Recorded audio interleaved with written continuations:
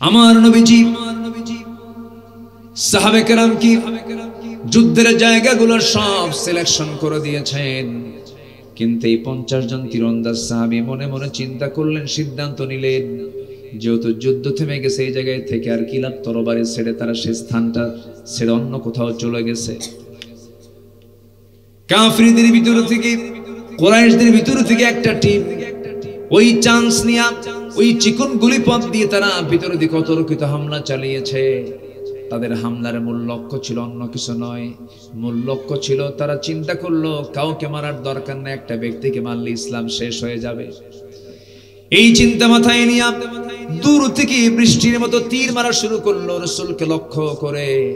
সাহাবে কেরাম টের পেয়ে দৌড় মেরে এসে নবীর চতুর্পাশে দাঁড়ায় গেছেন 8-10 জন সাহাবী। তীর আসতেছে বৃষ্টির মতো, পাখির বাচ্চার মতো তীরবিদ্ধ হয়ে সাহাবে কেরাম একটার পর একটা পড়ে যাচ্ছেন, মারা যাচ্ছেন, শহীদ হয়ে যাচ্ছেন। 10 জন সাহাবীরা 9 জনে দুনিয়া থেকে বিদায় নিলেন। সর্বশেষ সাহাবী রাসূলকে জড়িয়ে ধরে বলছেন, ইয়া রাসূলুল্লাহ, বৃষ্টির মতো তীরগুলো আসতেছে, এখনো তীরগুলো থামে নাই, তীরবিদ্ধ হয়ে যাবে আপনার দেহ। এই কথা রাসূলকে জড়িয়ে ধরলেন। রাসূলকে জড়িয়ে ধরে বলছেন, ইয়া রাসূলুল্লাহ, আল্লাহর কসম করে বলি, আমি আমার জীবনের চাইতে আমি আপনাকে বেশি ভালোবাসি। যত তীর লাগবে আমার পিঠে লাগুক, কিন্তু আপনার গায়ে না লাগুক। দিন প্রতিষ্ঠা হবে আপনার মাধ্যম দিয়ে, আপনার বাঁচা দরকার পৃথিবীতে। লক্ষ জানার চাইতে একটা মুহাম্মাদের দাম বেশি। জোরে কোন সুবহানাল্লাহ। ওই সাহাবী শাহাদাত বরণ করলেন। ওই সাহাবী রাসূলকে বাঁচাতে গিয়ে দেখা গেল তার গোটা শরীরটা ঝাঁঝরা হয়ে গেছে, তীরবিদ্ধ হয়ে 80 থেকে 85টি নেজা তরবারির দাগ ফুটে উঠেছিল, তীরবিদ্ধ হওয়ার দাগ ফুটে উঠেছিল। সাহাবী দুনিয়া থেকে বিদায় নিল, রাসূল একাকী পড়ে গেলেন। কাফেররা কাছাকাছি চলে এলো, হাতের মধ্যে পাথর এবার নিল। প্রথমে তীর দিয়ে মেরে তাকে আঘাত করার চেষ্টা করা হলো, এবার হাতের মধ্যে তারা পাথর নিল। দূর থেকে পাথর মারা শুরু করলো। নবীজির কাছাকাছি যাওয়ার সাহস পেল না। দূর থেকে যখন একজন পাথর মেরেছে, নবীজির মাথায় ছিল হেলমেট, হেলমেটের চিকন লোহা নবীজির কপালের মধ্যে শক্ত হাড়ের মধ্যে গেঁথে গেল। আরেকটা আঘাত আসলো গাল বরাবর, শিরস্ত্রাণের চিকন লোহা নবীর গালের মধ্যে গেঁথে গেল।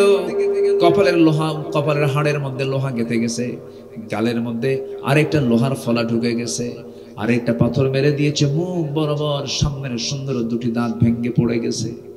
একই মুখের ভিতরে 3টে ইনজুরি, কপালে লোহাবিদ্ধ হওয়া, গালে লোহাবিদ্ধ হওয়া, সামনের 2টা দাঁত ভেঙে পড়ে যাওয়া, গড়ে গড়ে রক্তগুলো পড়ছিল। নবীজি সহ্য করতে না পেরে মাথা চক্কর মেরে নবীজি উহুদের ময়দানে তিনি চক্কর মেরে পড়ে গেলেন, উপর হয়ে পড়ে থাকলেন। নবীজির মুখে রক্ত দিয়া জমিন রক্তে রঞ্জিত হয়ে গেল। নবীর পাশে কেউ নাই, এমন চিত্র যখন কাফেরদের সামনে চিত্রায়িত হতে থাকলো, ওরা ওদের মিডিয়ায় প্রচার করে দিল, মুহাম্মদ বিন আব্দুল্লাহ দুনিয়া থেকে বিদায় নিয়েছে, রাসূল দুনিয়াতে নাই।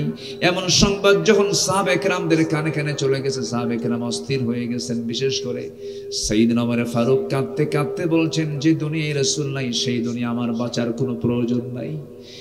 এই কথা বলে আবার যুদ্ধ তিনি শুরু করে দিলেন। এমন সময় সাইয়েদনা আলী মনে মনে চিন্তা করছেন, না না, রাসূল দুনিয়া থেকে বিদায় হতে পারেন না, কারণ দিনের কাজ এখনো সম্পন্ন হয় নাই। তন্ন তন্ন করে খুঁজতে খুঁজতে গিয়ে এক জায়গায় গিয়ে দেখেন আমার নবীজি মুখ থুবড়ে একটা গর্তের মধ্যে পড়ে আছেন।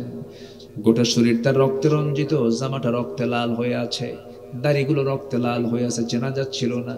আমার রাসূলকে দেখা মাত্রই সাইয়েদনা আলী কাঁদতে কাঁদতে বলছেন, ইয়া রাসূলুল্লাহ, যে নবীর দেহ থেকে কুরাইশের রক্ত ছড়ায় দিল, আপনি তাদের ব্যাপারে লানত করুন।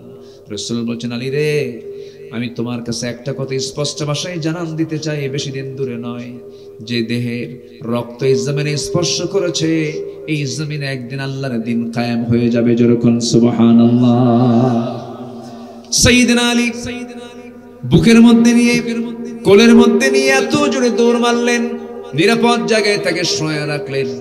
সাহাবে কেরাম রাসূলকে দেখতে পেলেন, নবীজির কপাল থেকে রক্ত গড়ে গড়ে পড়তেছে, লোহাটা গেঁথে আছে, গালের মধ্যে লোহাটা গেঁথে আছে, কেউ টান দিতে পারছেন। রাসূল খুব কষ্ট পাচ্ছিলেন, হাত দিয়ে টান দিলেন, রাসূল আওয়াজ করছিলেন, কান্নার আওয়াজ বের হচ্ছিল। একজন সাহাবী উবাইদা ইবনুল জাররাহ রাদিয়াল্লাহু তাআলা নবীর পাশে বসে গেলেন, ডুকরে ডুকরে কাঁদেন আর বলেন, হুজুর এই লোহাটা কেমন করে বের করা যায়? টান দেন নবীজি, আর শব্দ করেন, কষ্ট পাচ্ছেন, আস্তে টান দিলে কষ্ট বেশি হয়, এটা মনে করে সাহাবী করলেন কি, নিজের দাঁতটা লাগায় দিলেন সেই লোহার সাথে। এত জোরে টান মারলে নিজের দাঁতের কথা তিনি ভুলে গেলেন, তার সামনের দুটো দাঁত ভেঙে গেল। আমার রাসূল দেখতে পেলেন ওবায়দার দাঁত দুটো ভেঙে গেছে। শিরস্ত্রাণের লোহাটা টান দিতে নিয়ে ফিনকি দিয়ে রক্ত পড়া শুরু হয়ে গেছে। হাতের অঞ্জলি পরে ওবায়দা রক্তগুলো জমিনে ফেলতে দিলেন না, কোথায় ফেলবেন তিনি? এটাকে তিনি বরকত মনে করে, যদিও রক্ত তো হারাম, বিশ্বনবীর দেহের রক্তটা রাসূল কাড়াল করে করে চুষে চুষে পান করছিলেন। রাসূল দেখে ফেলে বলছেন, ওবায়দা কি করছো? কার রক্ত পান করো? হুজুর আপনার রক্ত ফেলবো কোথায়? কোন জমিনে ফেলবো আমি? এই জন্য আমি বরকত মনে করে পান করছি। রাসূল বললেন, ও ওবায়দা রে, যে দেহে বিশ্বনবীর রক্ত প্রবেশ করে সেই দেহ চিরদিনের জন্য আল্লাহর জাহান্নাম হারাম হয়ে যায়। আমার নবীজি মাথায় ব্যান্ডেজ লাগানো হলো, গালের শিরস্ত্রাণের লোহাটা বের করা হলো, সেখানে রক্ত ক্ষত ক্ষত করে গড়ে গড়ে পড়তেছে। রাসূল মুখ নড়াতে পারছিলেন না। সেই সময় রাসূল বলেন, সাহাবীরা শক্ত খাবার খেতে পারছেন, আমাকে হালুয়া দিয়ে দাও। রাসূল মিষ্টি খেয়েছেন দাঁত ভাঙ্গার আগে না দাঁত ভাঙ্গার পরে? আমার নবীজি ব্যান্ডেজ লাগায় আছেন, কপালে ব্যান্ডেজ লাগানো, রক্তাক্ত রাসূল। আমার নবীজি এবার বলছেন, সাহাবীরা দেখো তো, যুদ্ধ তো থেমে গেছে, আমার কোন কোন সাহাবী দুনিয়া থেকে বিদায় নিল। আমার নবীর চোখের সামনে দেখা গেল নবীজির আপন চাচা সাইয়্যিদুশ শুহাদা আমির হামজার লাশটা ক্ষত বিক্ষত হয়ে পড়ে আছে। পা এক জায়গায়, চোখ এক জায়গায়, কান এক জায়গায়, ক্ষত বিক্ষত লাশ তার পড়ে আছে। আমার নবীজি বলেন, সাহাবীরা আমার চাচার ওই যে পাটা নিয়ে আসো, আমার চাচার কানটা নিয়ে আসো, সব এক জায়গায় করো। আর একজন সাহাবীর লাশ রাসূল দেখতে পেলেন, তার লাশটাও বিকৃত করে ফেলা হয়েছে। সেই সাহাবীর নাম হলো আব্দুল্লাহ ইবনে জাহাশ রাদিয়াল্লাহু তাআলা আনহু। রাসূল বলেন, সাহাবীরা রে, এই আমার চাচার সাথে আব্দুল্লাহ বিন জাহাশের লাশটাও তোমরা কি কবরে দাফন করে দাও, কারণ এই লাশগুলো কিয়ামতের দিন পৃথকভাবে আল্লাহ রাব্বুল আলামিন হাজির করাবেন। আব্দুল্লাহ বিন জাহাশ যেদিন সহজ শহীদ হয়ে যান উহুদের দিন, তিনি দোয়া করছেন, আল্লাহ আজকের এই যুদ্ধে অংশগ্রহণ করছি, আমি যেন প্রবল বেগে বাতিলদের বিরুদ্ধে মোকাবেলা করতে পারি। এক পর্যায়ে কাফেররা যেন আমাকে অ্যাটাক করে ফেলে, আমার হাতটা কেটে ফেলে, আমার কানটা কেটে ফেলে, আমার নাকটা কেটে ফেলে, আমার চোখটা তুলে ফেলে, আমার নাক কান সব যেন কেটে ফেলে, যেন বিকৃত করে দেয়। কিয়ামতের দিন আমি যখন নাক কাটা কান কাটা নিয়ে যখন আল্লাহ তোমার সামনে হাজির হব, আল্লাহ তুমি আমাকে জিজ্ঞাসা করবে, ও আব্দুল্লাহ তোর নাক কেন কাটা? ফিমা যদি আনফুক ওয়া উযুনুক। সেই দিন বলবো, আল্লাহ তোমার জমিনে তোমার দিন কায়েমের জন্য জিহাদ করতে গিয়ে আমি শহীদ হয়েছি, আমার নাক কেটে নিয়েছে কাফেররা, আমার কান কেটে নিয়েছে, এই জন্য তোমার সামনে আজকে অঙ্গ নিয়ে হাজির হয়েছি। আল্লাহ তুমি সেই সময় বলবে, যা আব্দুল্লাহ, আজকে কোনো বিচার না করে তুই শহীদ, আজকে তোকে জান্নাত দিয়ে দিলাম। আমার বন্ধুগণ, উহুদের ময়দানে আমার নবীজি এবার গুনতেছেন শহীদগুলো কারা কারা। এমন সময় লক্ষ্য করে দেখেন দূর থেকে একজন মহিলা বোরকা পরে আসতেছে, গাটা ঢেকে ঢোকে নবীর সামনে হাজির হয়ে গেছে। সালাম দিলেন, রাসূল সালামের জবাব দিয়ে বললেন, কি ব্যাপার, কি হয়েছে? আমার স্বামী আজকে যুদ্ধে আসছে, ফরজ গোসল সম্পূর্ণ হয় নাই। তোমার স্বামীর নামটা কি? হানজালা। নতুন বিয়ে করেছে হুজুর, ফরজ নামাজ ফজর পড়বে, সময় পায় নাই, ফরজ গোসল করবে, সময় পায় নাই, আমার কাছ থেকে বিদায় নিয়ে এসেছে, জান্নাতে নাকি সে আমার সঙ্গে দেখা করবে। দেখুন তো আমার স্বামীর খবরটা কি। আমার রাসূল বলেন, দেখো আমার সাহাবীর আমার হানজালার লাশটা কোথায়? তন্ন তন্ন করে খুঁজে খুঁজে বের করার চেষ্টা করা হলো, বের করা যাচ্ছিল না।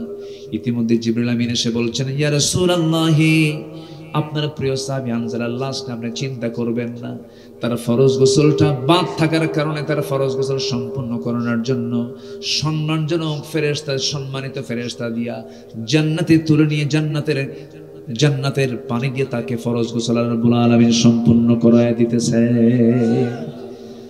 লাশ ফেরেশতারা নামায় দিলেন, জানাজা সম্পূর্ণ হবে, জানাজা শুরু হয়ে যাবে। নবীজি জানাজা সম্পূর্ণ করায় দিয়ে বলছেন, সাহাবীরা দেখ, আমার হানজালা দুনিয়া থেকে বিদায় হয়েছে, তার ফরজ গোসল সম্পূর্ণ হয়েছে, তার লম্বা লম্বা চুল দিয়ে দেখো এখনো জান্নাতের পানিগুলো গড়ে গড়ে পড়ে। আমার বন্ধুগণ, আমার নবীজির দাঁত চলে গেছে, দিন কায়েমের জন্য কোমর চলে গেছে। দিন কায়েমের জন্য যদি নবীজির দাঁত ভাঙতে হয়, কোমর ভাঙতে হয়, দেশ ছাড়তে হয়, গালি শুনতে হয়, বিশ্বনবীর জীবন থেকে যদি এমনটা শিক্ষা আমরা পাই, সেই দিন কায়েমের জন্য সব কিছু আমরা মানতে কি রাজি আছি নাকি? সবাই কি মানতে রাজি আছি? আল্লাহ কবুল করুন, জোরে বলে আমিন, আরো জোরে আমিন। এক নাম্বার পুঁজি হলো ঈমান। এক নাম্বার পুঁজি কি? ঈমান। আল্লাহ রাব্বুল আলামিন বান্দাকে বারবার প্রশ্ন করে বলছেন, ফাবিআইয়ি আলাই রাব্বিকুমা তুকাযযিবান, তুমি আমার কোন কোন নিয়ামতকে অস্বীকার করবে? সূরা রহমানের শুরুতে আল্লাহ রাব্বুল আলামিন সুন্দর করে বলছেন, আর-রহমানু আল্লামাল কুরআনা খালাকাল ইনসানা আল্লামাহুল বায়ান আশ-শামসু ওয়াল কামারু বিহুসবানিন ওয়ান নাজমু ওয়াশ-শাজারু ইয়াসজুদান। জোরে বলুন আল্লাহু আকবার। রহমানকে, রহমানকে পৃথিবীর কেউ হতে পারে? রহমান তো তিনি যিনি মহা দয়ালু, যিনি হচ্ছেন দয়ার সাগর, যিনি রহমতের সাগর, যিনি করুণার সাগর, অথই সাগর। রহমান পৃথিবীর কেউ হতে পারে না, রহিম পৃথিবীর কেউ হতে পারে না। রহমান রহিম একমাত্র তিনি, যিনি কে? আল্লাহ পাক। এই রহমান শব্দটা প্রয়োগ করে তিনি বলছেন আল্লামাল কোরআন, যিনি দয়া করে বান্দাকে কোরআন শিক্ষা দিয়েছেন। জোরে বলে সুবহানাল্লাহ। এই কিতাব যদি না আসতো আমরা আখিরাত বুঝতাম না, আমরা পরকালকে চিনতে পারতাম না, জান্নাত জাহান্নামের কোন চিত্র আমাদের সামনে চিত্রায়িত হতো না, ফেরেশতা কুলকে আমরা চিনতে পারতাম না, ভালো মন্দ কোনটা এটা যাচাই করতে পারতাম না। অতএব এই পৃথিবীতে আল্লাহর পক্ষ থেকে বান্দার জন্য যত উপহার আছে, এর মধ্যে শ্রেষ্ঠ উপহার কি? বলুন, বলুন শ্রেষ্ঠ উপহার কি? আল কোরআন।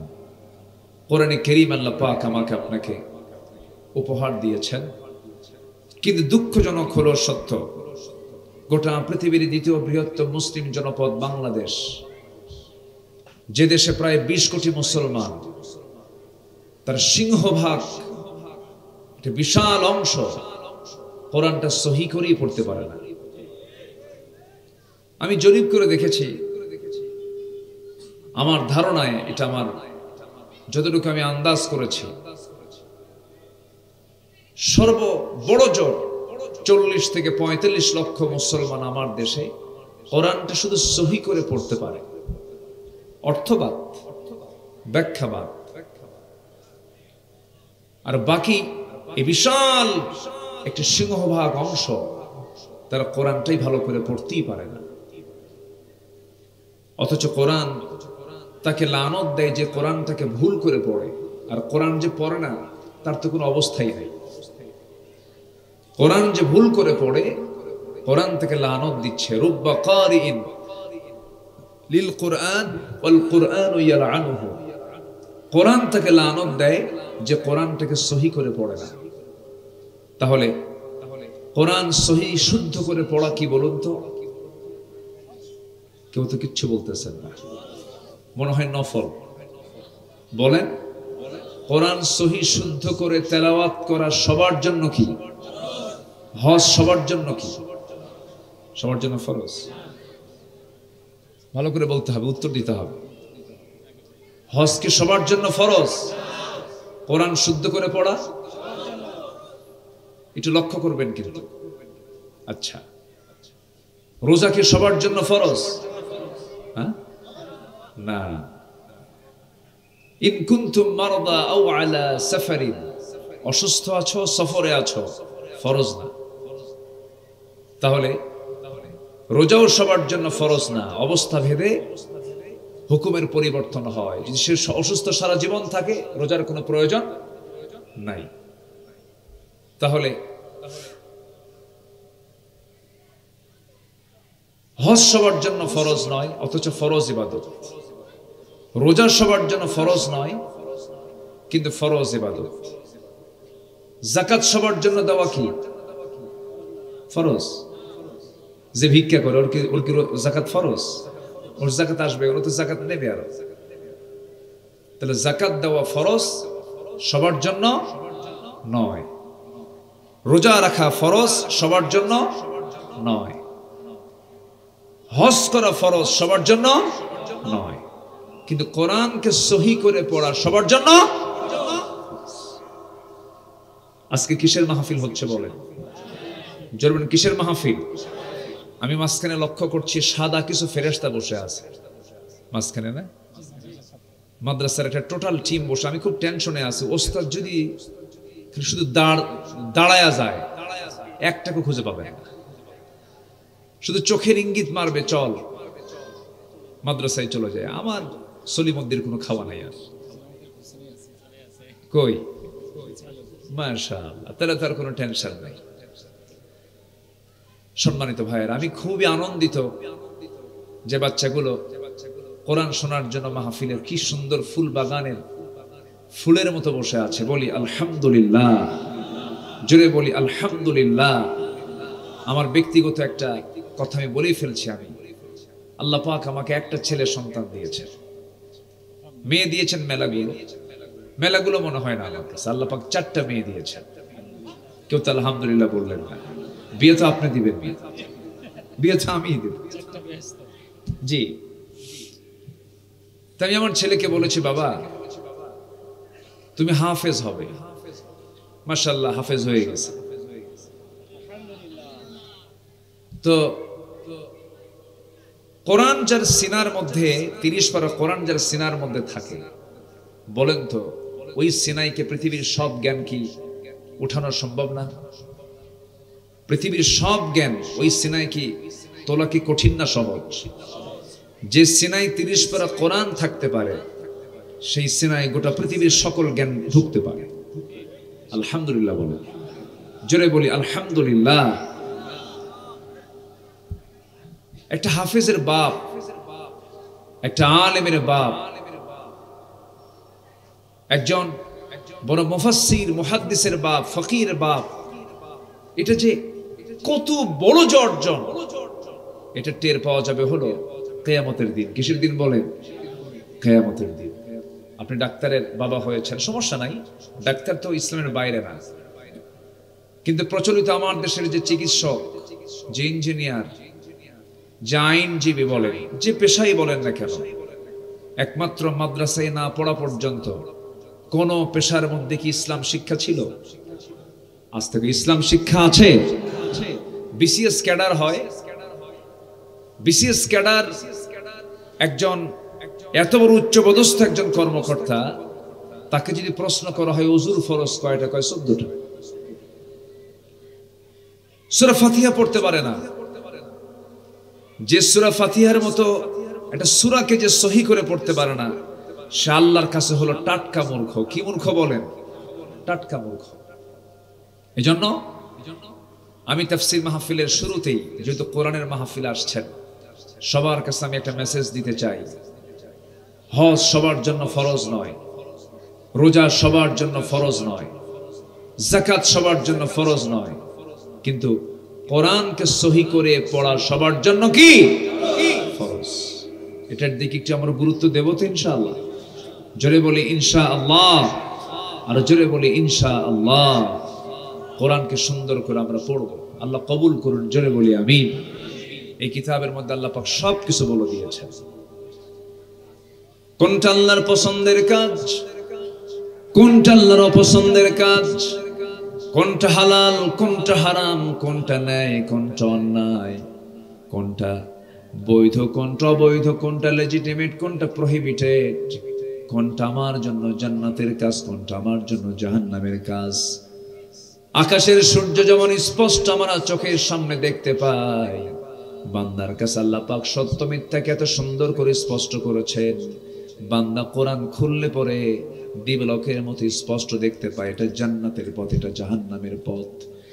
এই কিতাবের নাম যদি আমরা জানি কোরআন, কিন্তু আল্লাহ রাব্বুল আলামিন এই কিতাবের নাম অনেকগুলো বলে দিয়েছেন, আর একটা নাম বলেছেন শাহরু রমাদানাল্লাযী উনজিলা ফীহিল কুরআন হুদাল লিন-নাসি ওয়া বায়িনাতিন মিনাল হুদা ওয়াল ফুরকান। এই কিতাবের আরেকটা নাম হলো ফুরকান। কি নাম বলেন? ফুরকান। সত্য মিথ্যার মধ্যে পার্থক্য সৃষ্টি করে দেয় যে কিতাব, এটাকে বলা হয় ফুরকান। এই কিতাবের আরেকটা সূরার নামও আছে, সূরাতুল ফুরকান। আল্লাহ রাব্বুল আলামিন বলেন তাবারাকাল্লাযী নাযালাল ফুরকানা আলা আবদিহি লিয়াকুনা লিল আলামিনা নাযীরা। অতীব বরকতময় সেই মহান প্রভু যিনি তার বান্দার উপরে ফুরকান নামক কিতাব নাজিল করেছেন। ফুরকান মানে হলো কোনটা হক কোনটা বাতিল চেনার জন্য যে মাধ্যম, যে কিতাব, তার নাম হলো ফুরকান। এই ফুরকানকে আমার আপনারা জানতে হবে। কোরআনকে সহি করে পড়া ফরজ, কোরআনের জ্ঞান অর্জন করা ফরজ।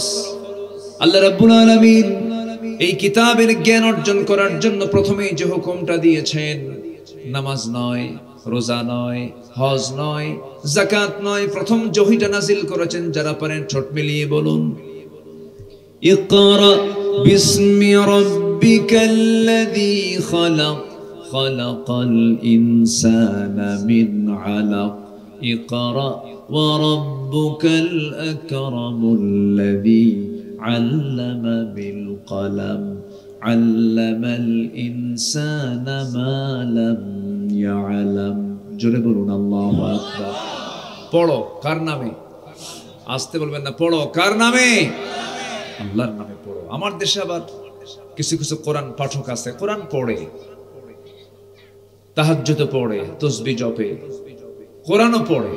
আমাদের না থেকে কোরআন পড়ে না, এরকম করে বহু কথা আমাদের কানে এসেছে। তাহাজ্জুদ পড়েছেন আমাদের নেত্রী, কোরআন তেলাওয়াত করে আমাদের দিন, আমাদের নেত্রী তার কার্যসূচি সূচনা করেন। এরকম বহু কিছু শুনেছি আমরা। সম্মানিত ভাইয়েরা, কোরআনকে শুধু তেলাওয়াত করলেই তো হবে না, কোরআনটা তেলাওয়াত করবে। কোরআন কি বলে, কোরআন কি চায়, এটা ব্যক্তি জীবনে, সমাজ জীবনে বাস্তবায়ন করার দরকারও আছে না নাই? আসতে বলবেন না, আছে না নাই? সম্মানিত ভাইয়েরা, অনেক বাতিল আছে, তারা কোরআন পড়ে, ওরা কোরআন আবার বোঝে, এটাও দাবি করে। ওরা কোরআন বোঝে ওই কানার মতো।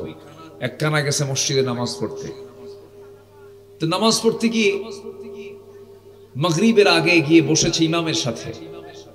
তো কথা বলতে বলতেই ইমামের সাথে সেই অন্ধ মুসল্লির, কানা মুসল্লির একটু বাকবিতণ্ড হয়েছে। আজান শুরু হয়ে গেছে, নামাজে দাঁড়ায় গেছে, ইমাম নামাজে দাঁড়ায় গেছে, মুসল্লি এদিকে অন্ধ লোকটা নামাজে দাঁড়ায় গেছে। ইমাম সূরা ফাতিহা বলার পরে এমন একটা আয়াত বলছে যে আয়াতের অংশ হলো ওয়া কানা মিনাল কাফিরিন। কানা মনে মনে চিন্তা করে, ব্যাপারটা কি, কিছুক্ষণ আগে গন্ডগোল হলো, নামাজের মধ্যে ফতোয়া জারি হলো, আমি কানা কাফের। কি কথা কি বুঝতেছেন? প্রচন্ড রেগে গেছে, খেপে গেছে, কিচ্ছু বলে নাই, চলে গেছে বাড়িতে। জাস্ট রূপক অর্থে বলছি। দ্বিতীয় দিন আবার মসজিদে চলে আসছে নামাজ পড়ার জন্য। এইদিকে ইমাম যিনি, তার আবার একটা পা হলো খাটো সাইজের, ন্যাংরা সাইজের। ইমামদের আবার পছন্দের কিছু সূরা থাকে, যে সূরা পড়ে ঘন ঘনই পড়ে। তা আগের দিনে যে আয়াত, পরের দিন সন্ধ্যার মাগরিবের সে আয়াত। যখন বলেছে ওয়া কানা মিনাল কাফিরিন, পিছন থেকে কানা সহ্য করতে না পেরে নামাজের মধ্যে উল্টা লোকমা দিয়ে বলছে ওয়াল ল্যাংড়ানা মিনাল ফাসিকিন। আমার কথা কি বুঝতেছেন? আমি কানা যদি কাফের হই, তুই ন্যাংড়া হলি ফাসিক।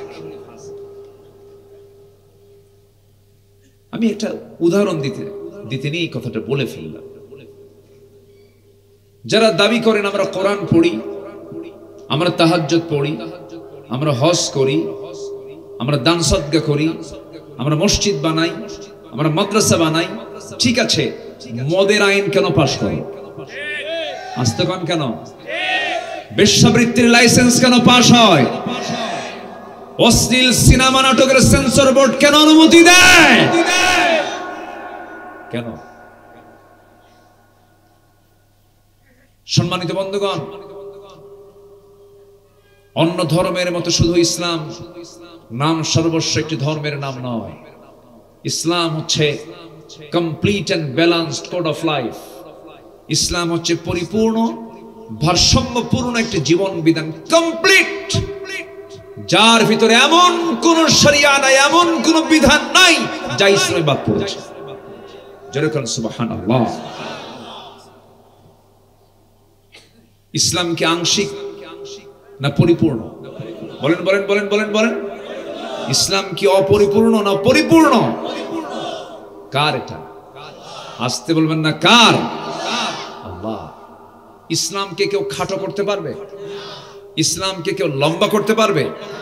সংযোজন করতে পারবে? সংকোচন করতে পারবে? পারবে না। ইসলামকে নিজের মতো করে ফলো করার কোনো সুযোগ নাই। ইসলামকে ইসলামের মতো করে ফলো করতে হবে।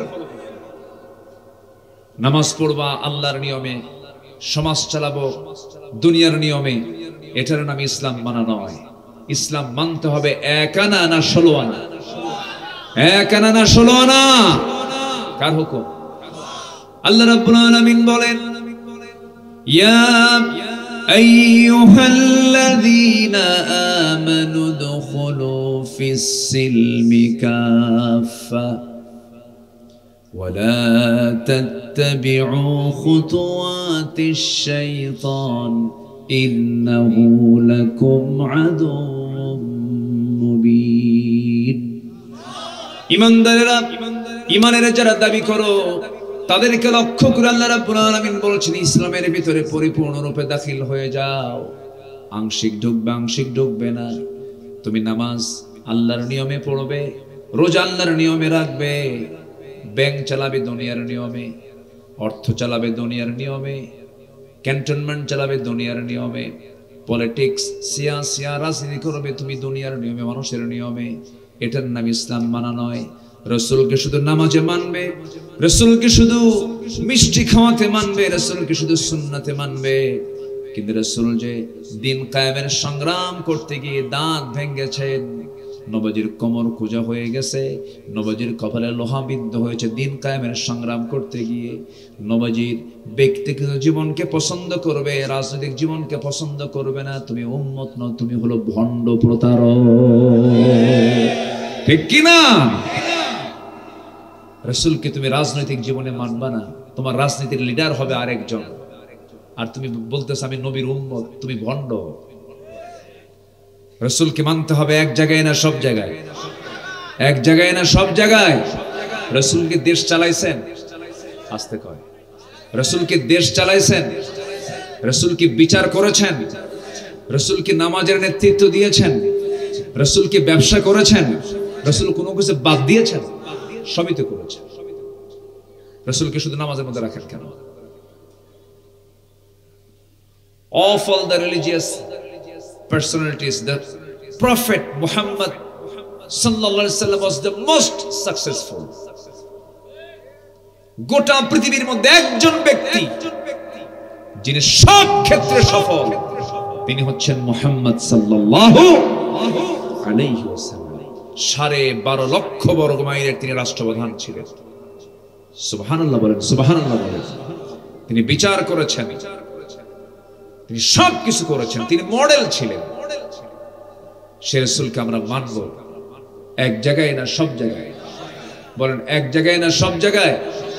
সব জায়গায় আমরা মানব। তাহলে এতক্ষণের আলোচনায় আমি যে কথাটি বুঝি, আমি মূল আলোচনার দিকে যেতে চাচ্ছি। নাম্বার 1, কোরআনের মাহফিলে এসেছি, কোরআন থেকে আমরা না শিখে থাকবো না শিখে থাকবো? বলেন। কোরআন শেখা কি? যাকাত সবার জন্য কি? না। রোজা সবার জন্য? হজ সবার জন্য? কোরআন শেখা সবার জন্য কি? এটা মাথায় রাখবো। এটা কিন্তু একটা গুরুত্বপূর্ণ মেসেজ দিলাম। নাম্বার 2, রাসূলকে আমরা মানবো 1 আনা না 16 আনা, এক জায়গায় না সব জায়গায়। ইসলাম মানবো আমার মতো না ইসলামের মতো, আমার মতো না ইসলামের মতো, ইসলামের মতো ইসলামকে মানতে হবে। ভাই দয়া করে মন খারাপ করবেন না, আমি দরদ নিয়ে কথা বলার চেষ্টা করি সব জায়গায়। আমি যদি কোনো কিছু আড়াল করে যাই, হাসরের দিন আপনারা আমার নামে মামলা দিবেন, সেই মামলা দুনিয়াতে খেতে রাজি আছে, কিন্তু হাসরের দিন মামলা খাইয়া বিপদে পড়তে পারবো না। এত লোক আপনারা এসেছেন আমার আলোচনা শুনতে, আমি যদি কোনো কথাকে আড়াল করে যাই, কিয়ামতের দিন ধরে ফেলবেন আমাকে। কে ধরে ফেলবেন? আমি এই জবাবদিহিতার অনুভূতিকে সামনে রেখেই সারা জীবন আমি কথা বলার চেষ্টা করেছি। বিগত 16 বছর যে সরকারটা এই বিগত সময় চালাইছে, যে সদ্য তারা বিদায় নিয়েছে না পালায় গেছে? না, চিন্তা করে কর, বিদায় নিছে না পালাইছে? পালানো তো খুব ভালো না। যে বউ স্বামীর ঘর থেকে পালায়া যায়, এটা কি ভালো বউ? আর বেড়াতে গেলে হ্যাঁ ভালো, অথবা সংসার হলো না, আমি থাকবো না, বিদায় নিল, তাও ভালো, তাও কি ভালো। কিন্তু পালায়া যাওয়া, আস্তে কর, পালায়া যায় কি ভালো কাজ? লক্ষণ কি ভালো না খারাপ লক্ষণ? কুলক্ষণ। এই যে আমাকে পাশে থেকে বলেছেন কুলক্ষণ, এই লক্ষণটা ভালো না। ভালো মানুষ পালায় না, চোররা পালায়। আস্তে কোন কেন? শুধু চোর না ডাকাত? শুধু ডাকাত না মহা ডাকাত? পুকুর চুরি না সাগর চুরি? সাগর চুরি। হয়তো অনেকে ভাববেন হুজুর আপনি এগুলো কি শুরু করলেন, আবার শুরু করব না? জেল খাটাইছে তো আমাদের। আমি নিজেও এই নাটোরে মাহফিল ছিল আমার আগের দিন, পরের দিন আমার বাড়ি ঘেরাও করবো। নাটোর কোথায় যেন মাহফিল ছিল খেয়াল নাই, মনে হয় মেবি এটা সিংড়া কি নাটোর সদর হবে, সদর কিংবা খেজুরতলা একটা এলাকা আছে, খেজুরতলা একটা আছে, জি খেজুরতলা অথবা এরকম আশেপাশে কোথাও হবে। একটা মাহফিল শেষ করে আমি ফিরে যাচ্ছি, ফিরে বাসায় চলে গেছি। ফজরের একটু আগে দিয়ে অথবা একটু আগে পড়ে আমার গোটা বাড়ি ঘেরাও করেছে 250 পুলিশ দিয়ে, বড় ডাকাত তো আমি। আচ্ছা, আমাকে বললো হুজুর, সালাম দিয়ে বললো হুজুর থানায় আপনাকে একটু ডাকছে। কেন? 4 দাওয়াত দিচ্ছে। কিসের দাওয়াত? 4 দাওয়াত। বললাম 4 দাওয়াত দিলেন, এত লোক কেন? আমি তো এমনি যাব। থানায় নিয়ে কোনো কথা নাই, যা মামলা ছিল আরো কিছু যোগ করছে। এখন পরে ওসি মহোদয় আমার দিকে তাকায় বলে হুজুর আপনি মানে মাফ করে দিন, বদ্ধ দিয়েন না। বললাম কেন? হুজুর হুকুমের গোলাম, কি করব, উপর থেকে চাপ, বাধ্য হলাম মামলা দিতে। কি করবেন হুজুর? বদ্ধ দিয়েন না, মাফ চাই। চাকরি বাঁচান তো ফরজ, আমি বললাম ইমান বাঁচান তো নফল, ইমান বাঁচান তো নফল। আল্লাহ কি ইতিহাস তৈরি করে দিয়েছেন। পুলিশ গুলি করে, পুলিশের সন্তান গুলিবিদ্ধ হয়ে দুনিয়া থেকে বিদায় নেয়, ঠিক কিনা? ঠিক আছে না? পুলিশ গুলি করে আর তার সন্তান গুলির মুখোমুখি দাঁড়িয়ে বলে গুলি চালা, আমি দুনিয়া থেকে বিদায় নেব, কিন্তু জুলুম সমাজ থেকে উৎখাত করতে চাই আমরা। জানেন না? জানেন না? আপনারা জানেন না? সম্মানিত ভাইয়েরা, আমরা ভাবছিলাম যুব সমাজ মনে হয় শেষ হয়ে গেছে, ডিভাইস, মোবাইল, আসক্তি, মাদক, নেশা সব দিয়ে মনে হয় যুব সমাজ ধ্বংসের দিকে চলে গেছে। না, বিবেক জাগ্রত হয়েছে।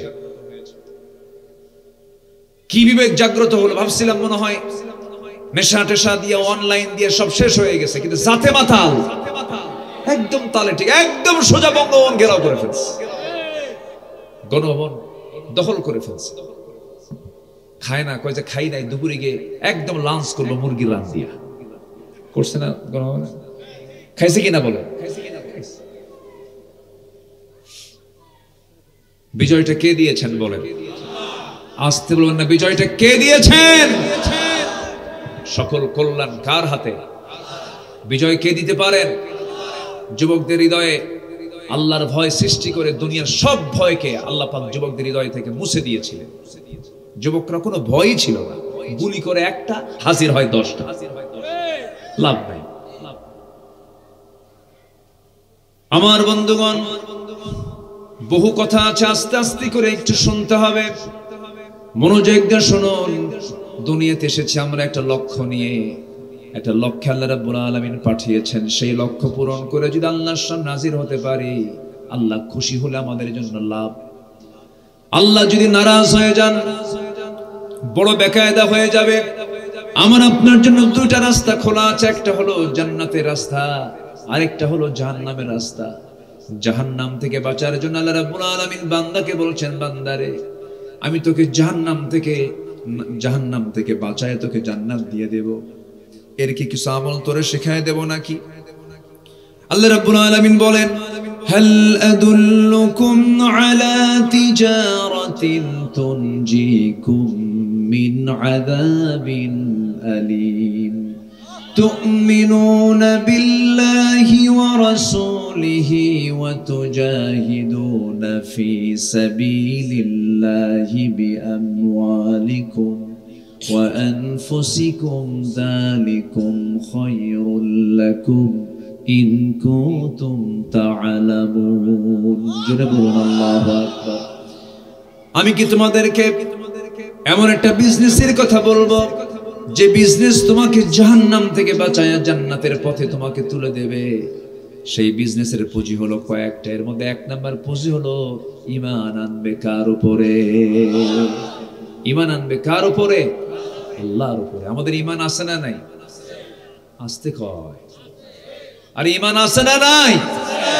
নামাজ নয় না পড়ি, বিড়ি নয় খাই, তো কি হয়েছে?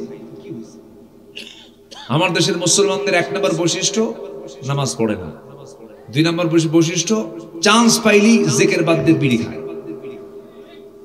আমি কি ভুল বলতেছি কিছু? ঠিক আছে কিনা? চান্স পাইলে জিকির বাদ দিয়ে কি করে? বিড়ি খায়। যে বিড়ি খায় সে সারাদিন কয়টা খায় তা মনে থাকে না, কি পরিমাণ খায়। একটা শেষ হতে আরেকটা চালায়, শেষ না হতে আরেকটা লাগায়। না, এটার জন্য আমরা দুনিয়াতে আসিনি। আমরা দুনিয়াতে এসেছি আমরা ধ্বংস হওয়ার জন্য না, গড়ানোর জন্য। বলেন বলেন বলেন বলেন, পৃথিবীকে আমরা ধ্বংস করার জন্য আসছি না গড়তে এসেছি? গড়তে এসেছি। নিজকে গড়তে হবে, পরিবারকে গড়তে হবে, সমাজকে গড়তে হবে, রাষ্ট্রকে গড়তে হবে। আমরা ধ্বংসের জন্য আসিনি। সম্মানিত ভাইয়েরা, তাহলে জান্নাতে যাওয়ার 1 নম্বর পুঁজি হলো কি আনা বলেন তো? জোরে বলেন, আরো জোরে। ঈমান। ঈমান কি নামাজবিহীন কি ঈমান থাকে? বলেন বলেন বলেন। আমার দেশে অধিকাংশ নামাজি না বেনামাজি? বেনামাজি। বুকটা ফেটে যায়, আমি আশ্চর্য হয়ে যাই। গোটা পৃথিবী তাকিয়ে থাকার কথা আমার দেশের দিকে। 20 কোটি মুসলমানকে আপনি কি মনে করছেন? গোটা আরব গালফের ভিতরে যত জনগণ মুসলমান আছে এর চাইতে কোন অংশে এর চাইতে আমার দেশি লোকজন জনসংখ্যা বেশি। 20 কোটি মুসলমানের দেশ হলো বাংলাদেশ। ফার্স্ট মুসলিম কান্ট্রি হলো ইন্দোনেশিয়া, সেকেন্ড হলো বাংলাদেশ। জনসংখ্যার দিক থেকে এত বিশাল সংখ্যাগরিষ্ঠ একটা মুসলিম জাতির দেশ এটা বাংলাদেশ। অথচ মসজিদ 4.5 লক্ষ থাকার পরেও আমার আপনার বন্ধু, আমার আপনার একটা বিষয় আপনি একটু লক্ষ্য করে দেখেন তো, আমার আপনার মসজিদগুলো ফজরের সময় মসজিদগুলো ভরা না খালি? বলেন বলেন। আসল মুসল্লি জুমার দিন না ফজরের সময়? আসল মুসল্লির পরিচয় কোনটা বলেন? জুমা না ফজর? জুমা না ফজর? যেদিন দেখতে পাবেন জুমার চাইতে ফজরের মুসল্লি বেশি, সেদিন বুঝতে হবে এদেশে মুসল্লি সৃষ্টি হয়েছে। আমার দেশে এখন মসজিদ বেশি না মুসল্লি বেশি? মসজিদই বেশি। শীতাতপ নিয়ন্ত্রিত মসজিদ। ফজরের সময় মুসল্লি মোট 3 জন, ইমাম, মুয়াজ্জিন আর খাদেম। চাকরি না থাকলে এই 3টাও থাকতে। বাস্তব বলছে। কেন? ইমানদারের বৈশিষ্ট্যতে এটা থাকার কথা ছিল না। মসজিদে জায়গা হবে না, কম্পিটিশন শুরু হয়ে যাবে, এটা হওয়ার কথা ছিল। আমার বন্ধুগণ, আমার ভাইয়েরা, ইমানদারকে আল্লাহ রাব্বুল আলামিন জান্নাত দিয়ে দিবেন, কিন্তু কোন ইমানদার?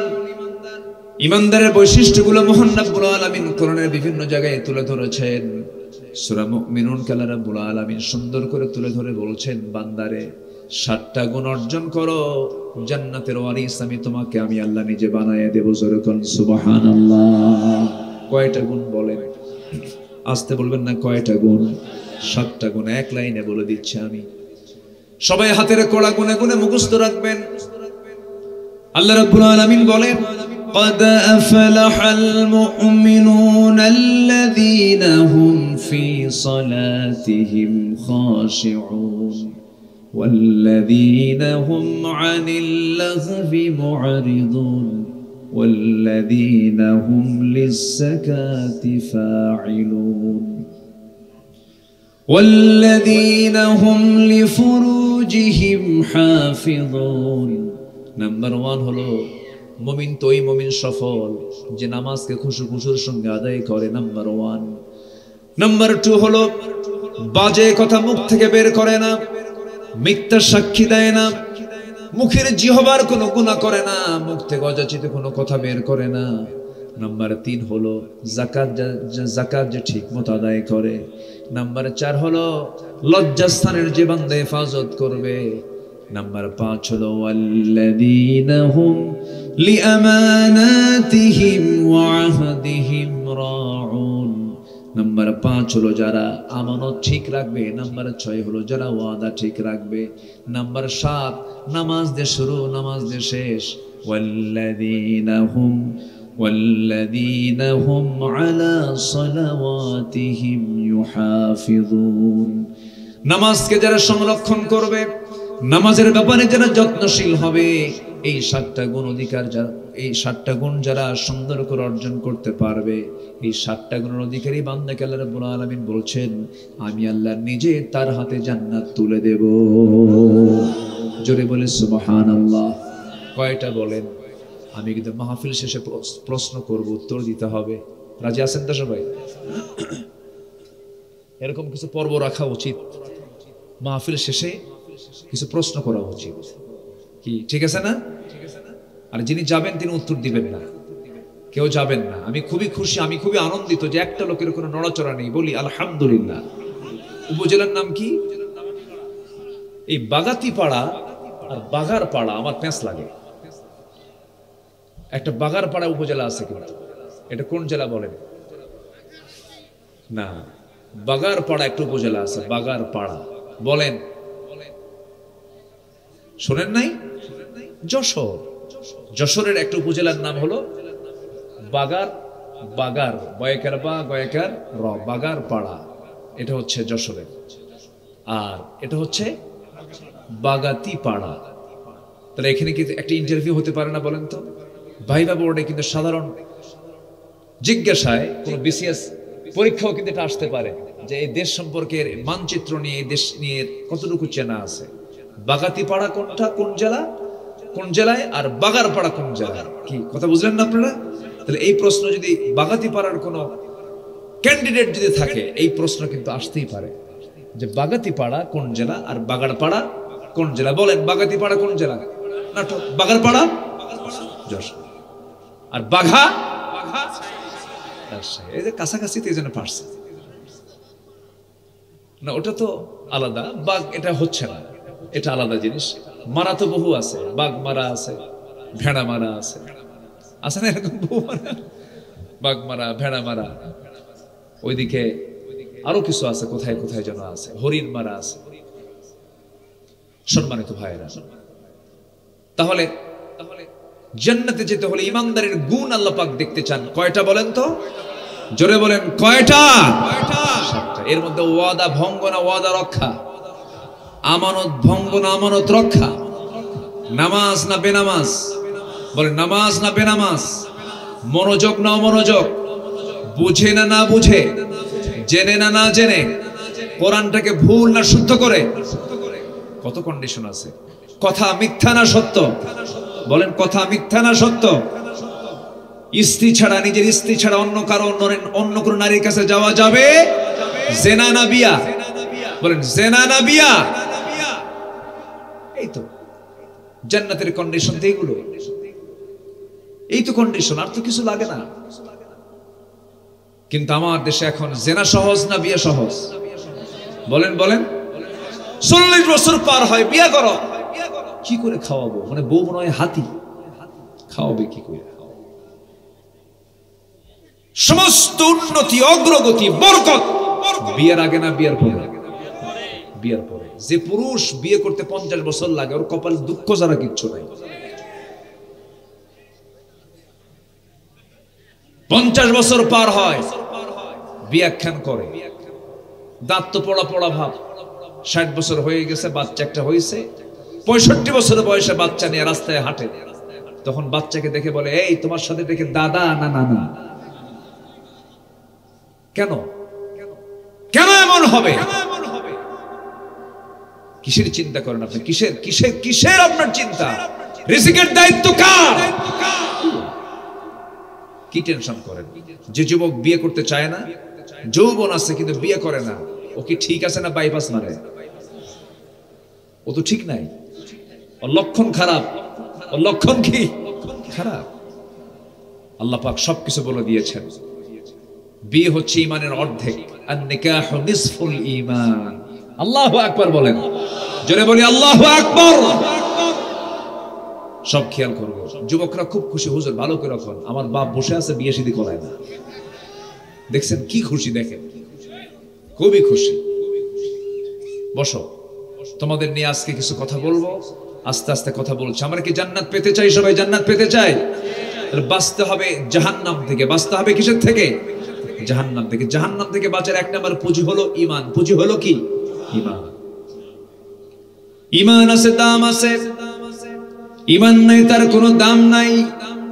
একটা মানুষের মাথা থেকে পা পর্যন্ত সব নিখুঁত, অঙ্গ প্রত্যঙ্গ সব কিছু ঠিক আছে। মাথা থেকে, মাথার চুল থেকে শুরু করে পায়ের নখ পর্যন্ত সব কিছু ঠিক আছে, কিন্তু সব কিছু ঠিকঠাক থাকার পরও তার মধ্যে রুহুটা নাই।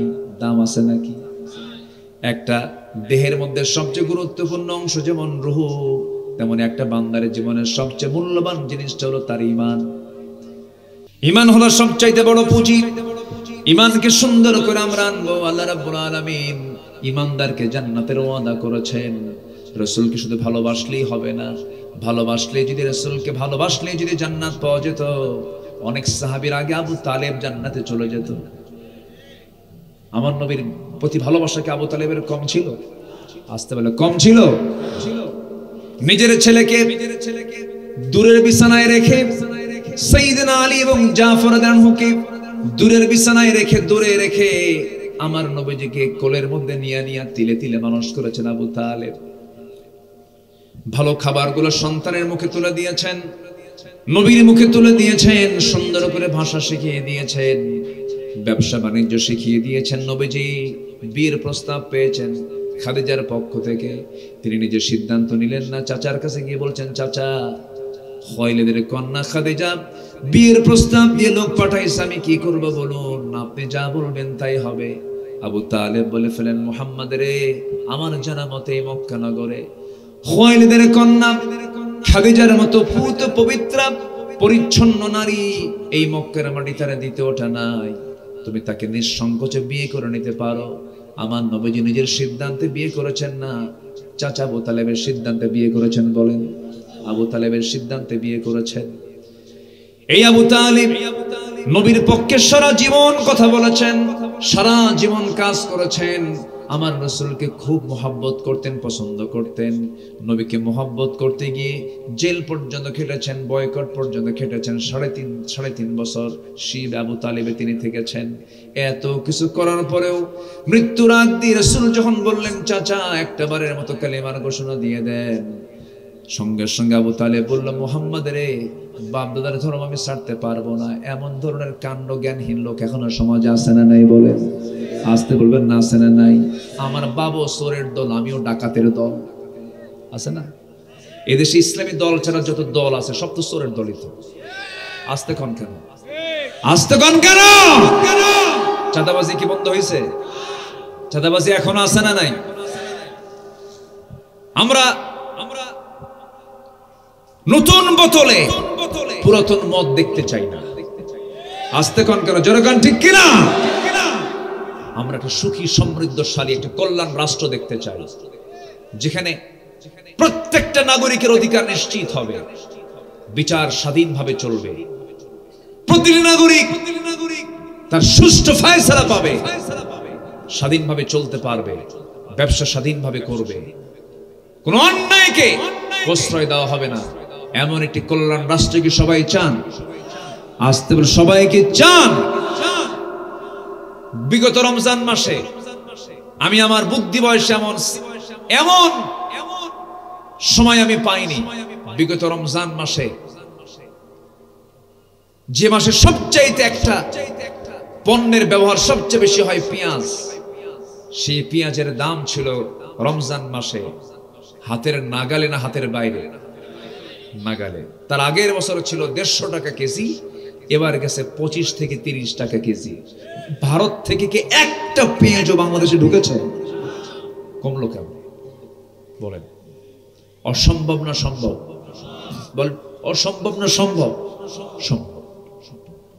আমি যে টিকিট কেটেছি বছর 2 আগে 1.5 লক্ষ টাকা দিয়া, এখানে এজেন্সির মালিক আছেন, ফিরোজ ভাই কোথায়? আচ্ছা ঠিক আছে, ওই তো আবু ফিরোজ, কিন্তু ওনার ছেলে কোথায়? আচ্ছা মাশাআল্লাহ, উনিও মালিক, উনি সমস্যা নাই। যে টিকিটের দাম ছিল 1.5 লক্ষ টাকা, সে টিকিট নেমে এসেছে মাত্র 50,000 টাকা। কেন? যত টিকিট নিবা, একটা টিকিট একটা পাসপোর্ট দেখা, সব সাইজ হয়ে গেছে, কোন সিন্ডিকেট নাই। শুধু যদি আমরা সচেতন হই, প্রত্যেকটা নাগরিক যদি আমরা সচেতন হই আর সহযোগিতা করি, কোন চোর বাটপারার নেতৃত্বে আসতে পারবে না। আমরা সতর্ক হব। জোরে বলি ইনশাআল্লাহ, আর জোরে বলি ইনশাআল্লাহ। আমরা তো সবই দেখলাম, এমন একটা বিপদের মুহূর্তে হয়তো আল্লাহ পাঠায় দিছে। যাই হোক, লোকটা যদি ইসলামী ব্যক্তিত্ব না, ইসলামী জ্ঞান হয়তোবা তার ভিতরে যতটুকু আছে তার চাইতে অনেক জ্ঞান রাখে, রেখে বহু আলেম ওলামা আমার বাংলাদেশে আছে। কিন্তু এই লোকটা যদি ইসলামী ব্যক্তিত্ব নয়, কিন্তু তার কথাবার্তা, তার যে কর্মকাণ্ড, তার যে প্রাণ চাঞ্চল্য, তার যে কাজ, ইতিমধ্যে বাংলাদেশের প্রত্যেকটা নাগরিককে আকৃষ্ট করেছে। মানুষ যখন বিপদে পড়ে কোন দোয়া পড়ে বলেন তো? দোয়ার নাম কি বলে? দোয়া ইউনুস। এই দেশ বিশাল বিপদে পড়ে গেছিল, কিন্তু মাঝখানে আসছে কে? দোয়ার নাম কি? দেখেন কি তাল, দেখেন আসলো। তাও 2 নবীর নাম একসাথে, মুহাম্মদ ইউনুস। ঠিক আছে না? মুহাম্মদ ইউনুস। চিন্তা করে দেখুন, বিগত আমরা যতটুকু ইতিহাস পড়েছি, 71 থেকে নিয়ে শুরু করে 2025 সাল পর্যন্ত যত রাজনৈতিক লিডার নির্বাচন ছাড়া কিন্তু বেশ সময় ছিলেন, বেশ সময় তারা পার করেছে। কেউ চালিয়েছে 1.5 বছর, কেউ চালিয়েছে 4 বছর, কেউ চালিয়েছে 9 বছর। বিগত সরকার নির্বাচন ছাড়া ছিল 16 বছর। কি ঠিক কিনা বলেন? এখন সব স্বপ্ন দেখতেছে। আমরা সুন্দর বাংলাদেশ দেখতে চাই, আগামীর সরকার আমরা দেখতে চাই নামাজের সরকার। রাজি আছেন তো সবাই? সব দেখা শেষ, আগামীর দেশ দেখতে চাই আমরা, কোরআনের দেশ, ইসলামের দেশ। রাজি আছেন কারা কারা? হাত উঁচু করে দেখেন মুসলমান।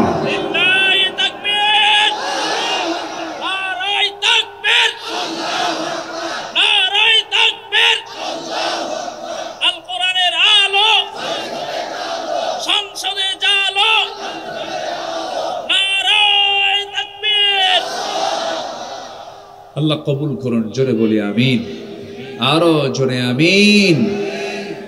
আমার দিকে তাকান। তাহলে ভালোবাসা দরকার না ঈমান দরকার? বলেন বলেন কোনটা আগে দরকার?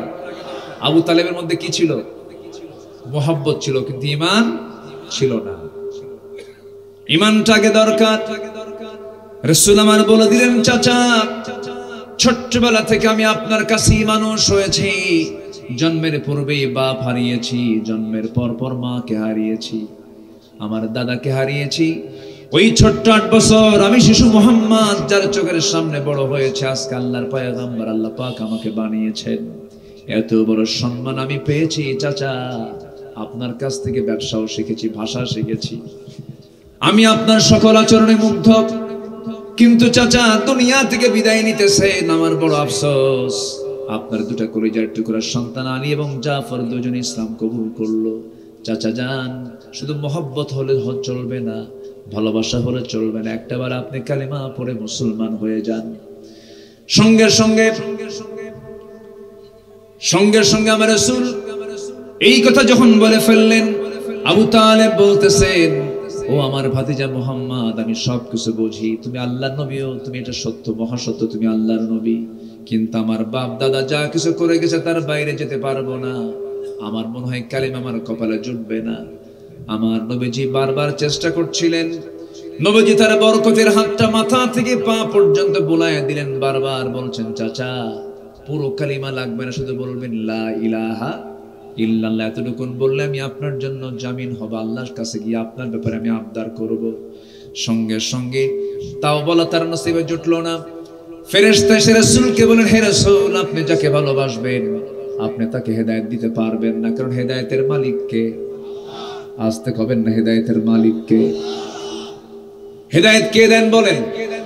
এই জন্য নামাজের মধ্যে আমরা বলি, ইহদিনাস সিরাতাল মুস্তাকিম, আয় আল্লাহ তাআলা আমাদেরকে সরল সঠিক পথের রাস্তা দেখিয়ে দাও। আপনি জোর করে মানুষকে হেদায়েত দিতে পারবেন না, কারণ হেদায়েতের চাবি একমাত্র কার হাতে? রাসূল চেষ্টা করলেন, পারলেন না, বেঈমান হয়ে দুনিয়া থেকে তিনি বিদায় নিলেন। এত মহব্বত, এত ভালোবাসা, এত কিছু ত্যাগ স্বীকার করার পর আল্লাহর কাছে তার কোনো দাম নাই, কারণ তার মধ্যে সব থাকলেও কি নাই বলেন?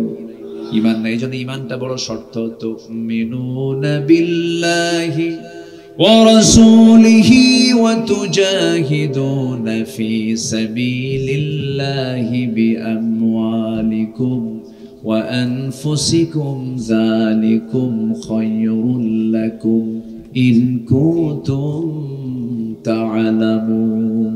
জোরে বলুন আল্লাহু আকবার। ভালো করে ঈমান আনো, নবীর প্রতি ঈমান আনো, এবং আল্লাহর দ্বীন কি বিজয়ী করার জন্য আল্লাহর পথে জিহাদ করো, জিহাদ সংগ্রাম করো, জান দাও, মাল দাও।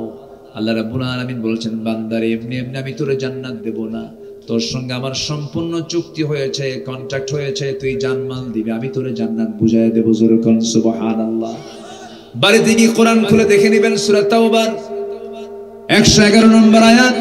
আল্লাহ রাব্বুল আলামিন বলেন, আত-তাইবুন ইন্নাল্লাহা আশতারা মিনাল মুমিনিনা আনফুসাহুম ওয়া আমওয়ালাহুম বিআন্না লাহুমুল জান্নাহ يقاتلون في سبيل الله فيقتلون ويقتلون وعدا عليه حقا في التوراة والإنجيل والقرآن. جنبنا الله أكبر.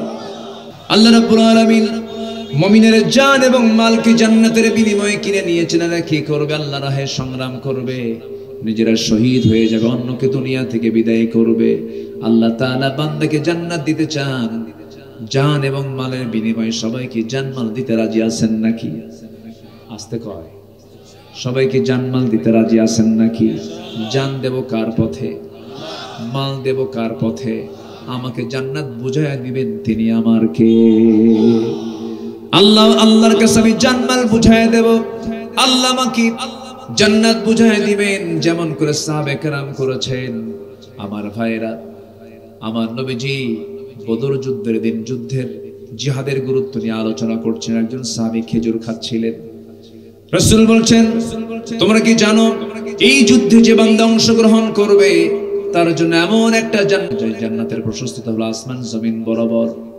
সঙ্গে সঙ্গে সাহাবী খেজুরটা অর্ধেক খেয়েছেন, আর অর্ধেক খেজুর এখনো খাওয়া হয় নাই। অর্ধেক খেজুরটা ফেলে দিলেন। রাসূল বললেন, অর্ধেক খেজুর ফেলে দিলা কেন? এর কারণটা কি? তিনি বলছেন, ইয়া রাসূলুল্লাহ, অর্ধেক খেজুর খেতে যতটুকু সময় লাগবে এটা আমার জন্য লস। এক্ষুনি যুদ্ধে গেলাম, শহীদ হয়ে আল্লাহর জান্নাতে যেতে চাই। জোরে বলি সুবহানাল্লাহ, আরো জোরে বলি সুবহানাল্লাহ। এক নম্বর হলো পুঁজি হলো ঈমান।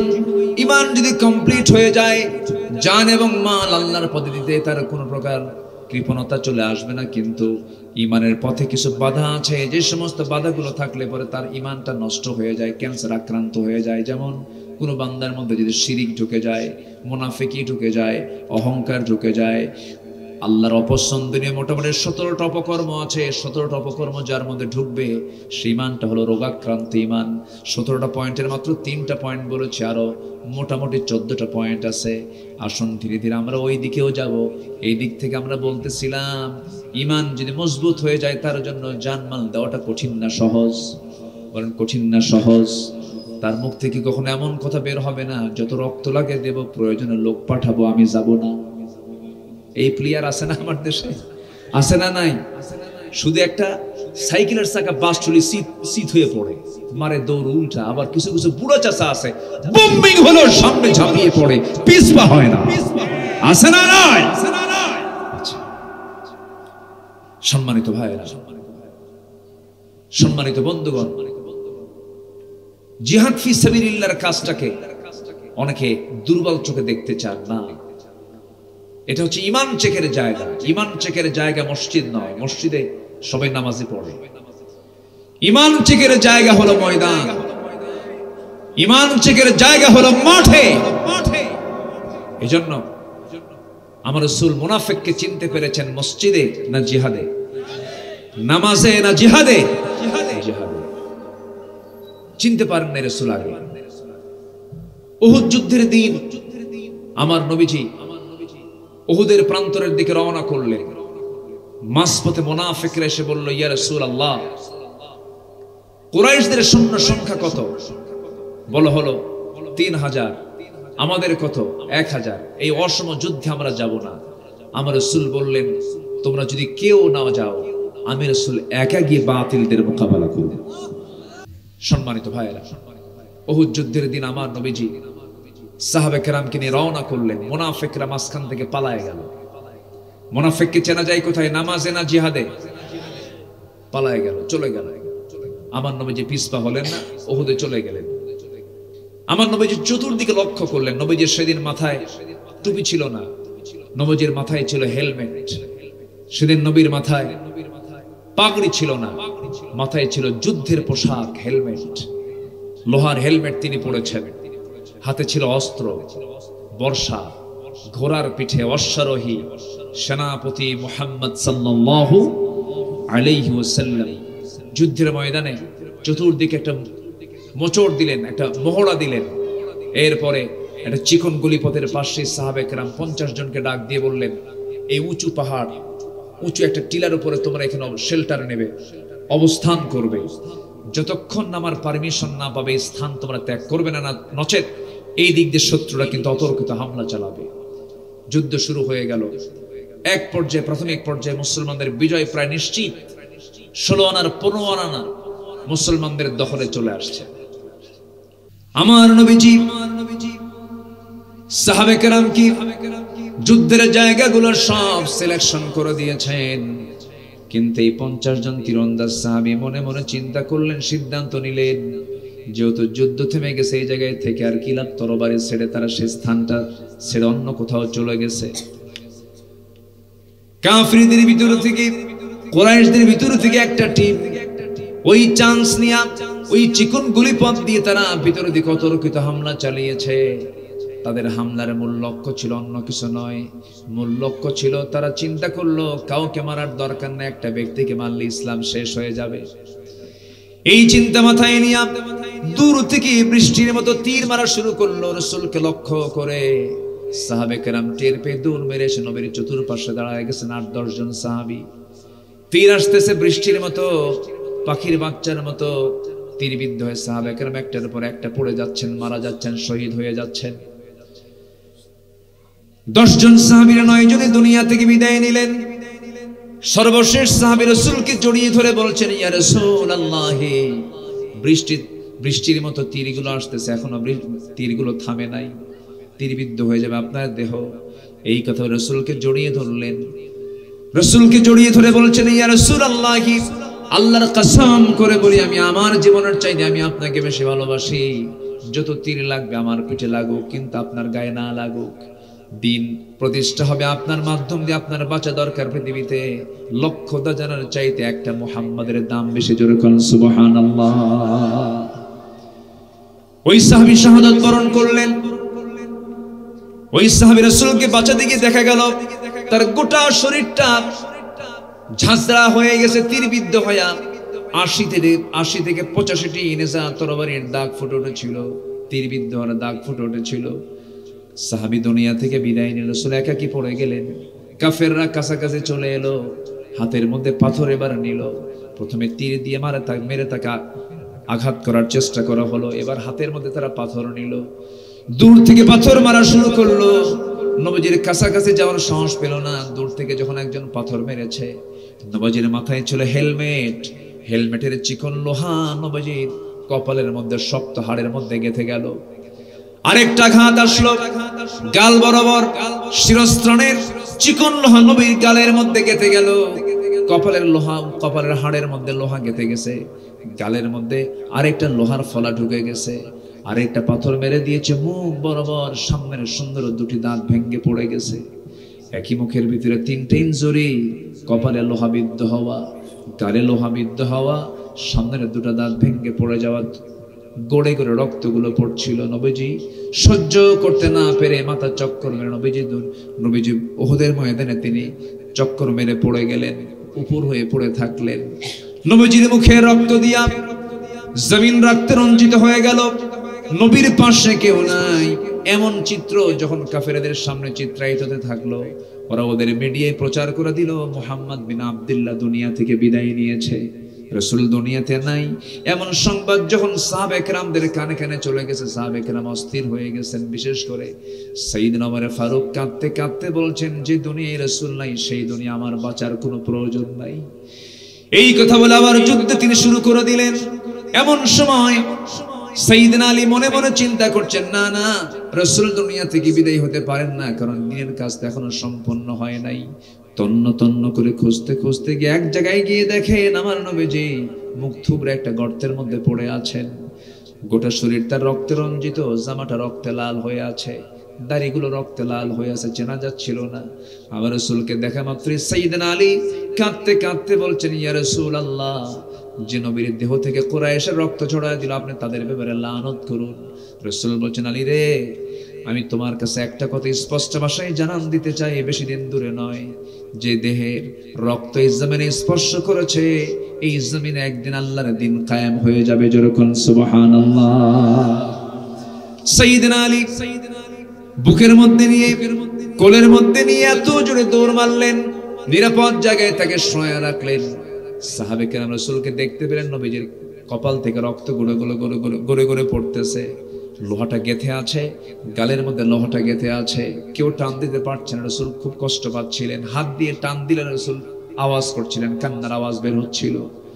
একজন সাহাবী উবাইদা ইবনুল জাররাহ রাদিয়াল্লাহু তাআলা নবীর পাশে বসে গেলেন, ডুকরে ডুকরে কাঁদেন আর বলেন, হুজুর, এই লোহাটা কেমন করে বের করা যায়? টান দেন নবীজি, আর শব্দ করেন, কষ্ট পাচ্ছেন, আস্তে টান দিলে কষ্ট বেশি হয়, এটা মনে করে সাহাবী করলেন কি, নিজের দাঁতটা লাগায় দিলেন সেই লোহার সাথে। এত জোরে টান মারলে নিজের দাঁতের কথা তিনি ভুলে গেলেন, তার সামনের 2টা দাঁত ভেঙে গেল। আমার রাসূল দেখতে পেলেন ওবায়দার দাঁত 2টা ভেঙে গেছে, শিরস্ত্রাণের লোহাটা টান দিতে নিয়ে ফিঙ্কি দিয়ে রক্ত পড়া শুরু হয়ে গেছে। হাতের অঞ্জলি পরে ওবায়দা রক্তগুলো জমিনে ফেলতে দিলেন না, কোথায় ফেলবেন তিনি? এটাকে তিনি বরকত মনে করে, যদিও রক্ত তো হারাম, বিশ্বনবীর দেহের রক্তটা রাসূল কাড়াল করে করে চুষে চুষে পান করছিলেন। রাসূল দেখে ফেলে বলছেন, ওবায়দা কি করছো? কার রক্ত পান করো? হুজুর, আপনার রক্ত ফেলবো কোথায়? কোন জমিনে ফেলবো আমি? এই জন্য আমি বরকত মনে করে পান করছি। রাসূল বললেন, ও ওবায়দা রে, যে দেহে বিশ্বনবী রক্ত প্রবেশ করে সেই দেহ চিরদিনের জন্য আল্লাহর জাহান্নাম হারাম হয়ে যায়। আমার নবীজি মাথায় ব্যান্ডেজ লাগানো হলো, গালের শিরস্থানের লোহাটা বের করা হলো, সেখানে রক্ত ক্ষত ক্ষত করে গড়ে গড়ে পড়তেছে। রাসূল মুখ নড়াতে পারছিলেন না। সেই সময় রাসূল বলেন, সাহাবীরা শক্ত খাবার খেতে পারছি না, আমাকে হালুয়া দিয়ে দাও। রাসূল মিষ্টি খেয়েছেন দাঁত ভাঙ্গার আগে না দাঁত ভাঙ্গার পরে? আমার নবীজি ব্যান্ডেজ লাগায় আছেন, কপালে ব্যান্ডেজ লাগানো, রক্তাক্ত রাসূল। আমার নবী যেবার বলছেন, সাহাবীরা দেখো তো যুদ্ধ তো থেমে গেছে, আমার কোন কোন সাহাবী দুনিয়া থেকে বিদায় নিল। আমার নবীর চোখের সামনে দেখা গেল নবীজির আপন চাচা সাইয়্যিদুশ শুহাদা আমির হামজার লাশটা ক্ষত বিক্ষত হয়ে পড়ে আছে। পা এক জায়গায়, চোখ এক জায়গায়, কান এক জায়গায়, ক্ষত বিক্ষত লাশ তার পড়ে আছে। আমার নবীজি বলেন, সাহাবীরা আমার চাচার ওই যে পাটা নিয়ে আসো, আমার চাচার কানটা নিয়ে আসো, সব এক জায়গায় করো। আর একজন সাহাবীর লাশ রাসূল দেখতে পেলেন, তার লাশটাও বিকৃত করে ফেলা হয়েছে। সেই সাহাবীর নাম হলো আব্দুল্লাহ ইবনে জাহাশ রাদিয়াল্লাহু তাআলা আনহু। রাসূল বলেন, সাহাবীরা রে, এই আমার চাচার সাথে আব্দুল্লাহ বিন জাহাশের লাশটাও তোমরা কি কবরে দাফন করে দাও, কারণ এই লাশগুলো কিয়ামতের দিন পৃথকভাবে আল্লাহ রাব্বুল আলামিন হাজির করাবেন। আব্দুল্লাহ বিন জাহাশ যেদিন শহীদ হয়ে যান উহুদের দিন, তিনি দোয়া করছেন, আল্লাহ আজকের এই যুদ্ধে অংশগ্রহণ করছি, আমি যেন প্রবল বেগে বাতিলদের বিরুদ্ধে মোকাবেলা করতে পারি। এক পর্যায়ে কাফেররা যেন আমাকে অ্যাটাক করে ফেলে, আমার হাতটা কেটে ফেলে, আমার কানটা কেটে ফেলে, আমার নাকটা কেটে ফেলে, আমার চোখটা তুলে ফেলে, আমার নাক কান সব যেন কেটে ফেলে, যেন বিকৃত করে দেয়। কিয়ামতের দিন আমি যখন নাক কাটা কান কাটা নিয়ে যখন আল্লাহ তোমার সামনে হাজির হব, আল্লাহ তুমি আমাকে জিজ্ঞাসা করবে, ও আব্দুল্লাহ তোর নাক কেন কাটা? ফিমা যদি আনফুক ওয়া উযুনুক। সেই দিন বলবা, আল্লাহ তোমার জমিনে তোমার দিন কায়েমের জন্য জিহাদ করতে গিয়ে আমি শহীদ হয়েছি, আমার নাক কেটে নিয়েছে কাফেররা, আমার কান কেটে নিয়েছে, এই জন্য তোমার সামনে আজকে অঙ্গ নিয়ে হাজির হয়েছি। আল্লাহ তুমি সেই সময় বলবে, যা আব্দুল্লাহ আজকে কোনো বিচার না করে তুই শহীদ, আজকে তোকে জান্নাত দিয়ে দিলাম। আমার বন্ধুগণ, উহুদের ময়দানে আমার নবীজি এবার গুনতেছেন শহীদগুলো কারা কারা। এমন সময় লক্ষ্য করে দেখেন দূর থেকে একজন মহিলা বোরকা পরে আসতেছে, গাটা ঢেকে ঢোকে নবীর সামনে হাজির হয়ে গেছে। সালাম দিলেন, রাসূল সালামের জবাবে বললেন, কি ব্যাপার, কি হয়েছে? আমার স্বামী আজকে যুদ্ধে আসছে, ফরজ গোসল সম্পূর্ণ হয় নাই। তোমার স্বামীর নামটা কি? হানজালা। নতুন বিয়ে করেছে হুজুর, ফরজ নামাজ ফজর পড়বে সময় পায় নাই, ফরজ গোসল করবে সময় পায় নাই, আমার কাছ থেকে বিদায় নিয়ে এসেছে, জান্নাতে নাকি সে আমার সঙ্গে দেখা করবে। দেখুন তো আমার স্বামীর খবরটা কি। আমার রাসূল বলেন, দেখো আমার সাহাবীর আমার হানজালার লাশটা কোথায়? তন্ন তন্ন করে খুঁজে খুঁজে বের করার চেষ্টা করা হলো, বের করা যাচ্ছিল না। ইতিমধ্যে জিবরিল আমিন এসে বলছেন, ইয়া রাসূলুল্লাহ, আপনার প্রিয় সাহাবী হানজালার লাশটা আপনি চিন্তা করবেন না, তার ফরজ গোসলটা বাদ থাকার কারণে তার ফরজ গোসল সম্পূর্ণ করানোর জন্য সম্মানজনক ফেরেশতা, সম্মানিত ফেরেশতা দিয়া জান্নাতে তুলে নিয়ে জান্নাতের পানি দিয়ে তাকে ফরজ গোসল রব্বুল আলামিন সম্পূর্ণ করায় দিতেছে। লাশ ফেরেশতারা নামায় দিলেন, জানাজা সম্পূর্ণ হবে, জানাজা শুরু হয়ে যাবে। নবীজি জানাজা সম্পূর্ণ করায় দিয়ে বলছেন, সাহাবীরা দেখ, আমার হানজালা দুনিয়া থেকে বিদায় হয়েছে, তার ফরজ গোসল সম্পূর্ণ হয়েছে, তার লম্বা লম্বা চুল দিয়ে দেখো এখনো জান্নাতের পানিগুলো গড়ে গড়ে পড়ে। আমার বন্ধুগণ, আমার নবীজির দাঁত চলে গেছে, দিন কায়েমের জন্য কোমর চলে গেছে। দিন কায়েমের জন্য যদি নবীজির দাঁত ভাঙতে হয়, কোমর ভাঙতে হয়, দেশ ছাড়তে হয়, গালি শুনতে হয়, বিশ্বনবীর জীবন থেকে যদি এমনটা শিক্ষা আমরা পাই, সেই দিন কায়েমের জন্য সব কিছু আমরা মানতে কি রাজি আছি নাকি? সবাই কি মানতে রাজি আছি? আল্লাহ কবুল করুন, জোরে বলে আমিন, আরো জোরে আমিন। এক নাম্বার পুঁজি হলো ঈমান। এক নাম্বার পুঁজি কি? ঈমান। নাম্বার 2 পুঁজি হলো আমরা আল্লাহর গোলাম হয়ে যাব, আল্লাহর পথে আমরা সংগ্রাম করব জান এবং মাল দিয়ে। আমাকে আল্লাহ পাক কি দিয়ে দিবেন? জান্নাত। বলেন কি দিয়ে দিবেন? জান্নাত। কিন্তু কিছু কিছু কাজ আমাকে আপনাকে বাদ দিতে হবে, তাহলে জান্নাতটা খুব সহজ হয়ে যাবে। এর মধ্যে ঈমান নষ্ট করার জন্য যে সমস্ত অপছন্দনীয় কাজ, এর মধ্যে 3টা বলেছে। 1 নাম্বার শিরিক। 1 নাম্বার কি? শিরিক। নাম্বার 2 হলো মুনাফিকি বাদ দিতে হবে। নাম্বার 2 কি বাদ দিতে হবে? মুনাফিকি। মুনাফিক তো মনে হয় বাগাতে পারা নাই, আসতে কয় বাগাতিপাড়া মুনাফিক আছে, আছে মুনাফিক আছে, মিথ্যা কথা বলার লোক আছে, মিথ্যা বলে যে হাদিসের ভাষায় মুনাফিকও সে। এখন বলেন মুনাফিক নাই, নাই মুনাফিক কে না? হ্যাঁ বলেন, আমি যে মুনাফিক না আপনি কি নিশ্চিত করে বলতে পারবেন? আপনি যে মুনাফিক না আপনি কি নিশ্চিত করে বলতে পারবেন? বড় কঠিন ব্যাপার। মুনাফিকের আলামত কি? মিথ্যা বলা, ওয়াদা ভঙ্গ করা, আমানতের খেয়ানত করা, বোনের সম্পত্তি বোনকে বুঝায় দেয় না, এতিমের মাল বুঝায় দেয় না, এমন চাচা এমন ভাই আছে না নাই? আছে না নাই? ওরা আমানত ঠিক আছে নাই? সম্মানিত ভাইয়েরা, সাইয়েদনা ওমর ফারুক রাদিয়াল্লাহু তাআলা আনহু একদিন ডুকরে ডুকরে কাঁদতেছেন। বলা হলো, ভাই ওমর কাঁদো কেন?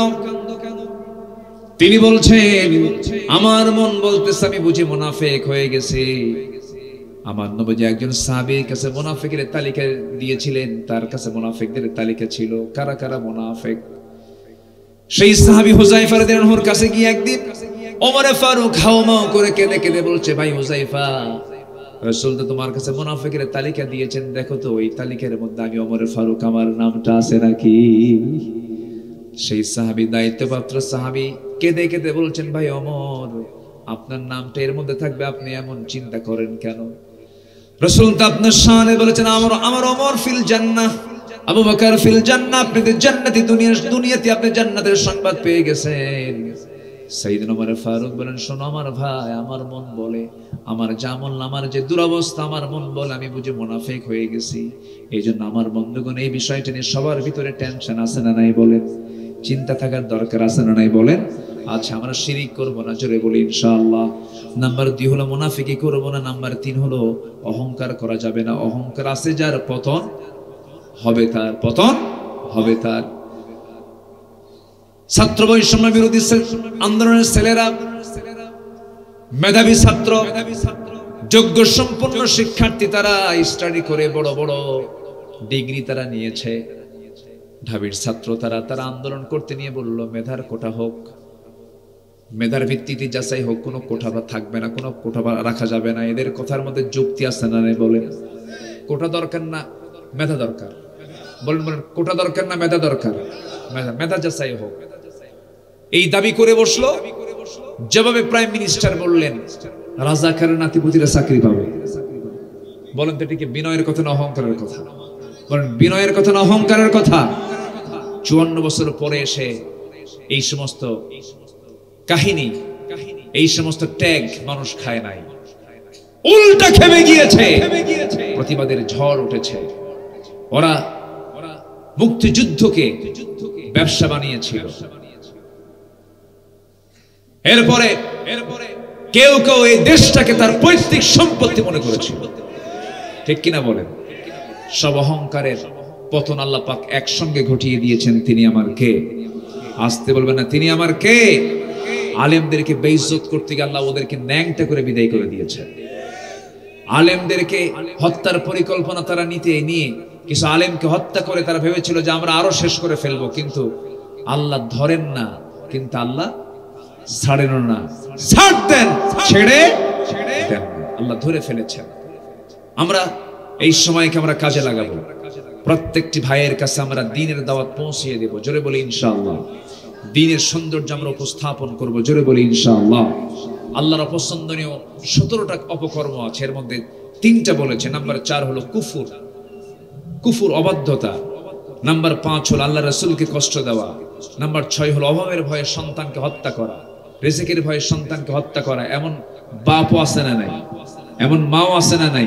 এখন হত্যার সিস্টেমটা ভিন্ন। পেটের মধ্যে আগে দেখে ছেলে হলো না মেয়ে হলো, হঠাৎ করে আসলো কিনা, শেষ করে ফেলে, কেমনে চলবো, নিজের চাকরি নাই, সন্তানকে হত্যা করে ডায়াগনস্টিক সেন্টারে গিয়ে। এমন ডাকাত খুনি আছে না নাই? আছে। আল্লাহ পাক বলছেন এগুলো হচ্ছে আল্লাহর অপছন্দনীয় কাজ।